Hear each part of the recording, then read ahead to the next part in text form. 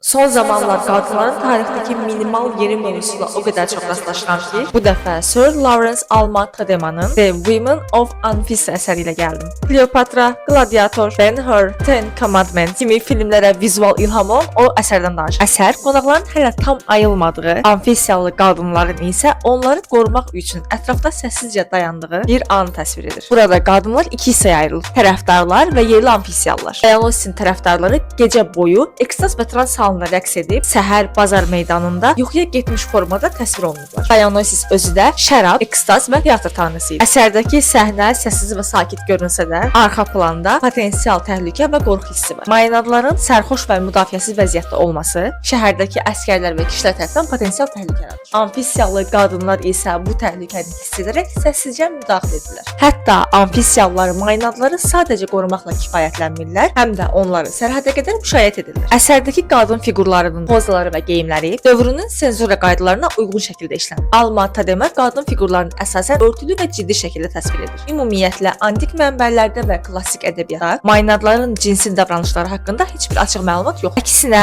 antik mənbələrdə onların ekstazı və sərxoşluğu cinsi azlıqdan daha çox dini və mistik təcrübə kimi təsvir olunur. The Women of Anfissa əsəri haqqında sizə çatdırmaq istədiklərim bu qədər idi. Fikirlərinizi rəylərdə bildirməyi unutmayın. Hələlik.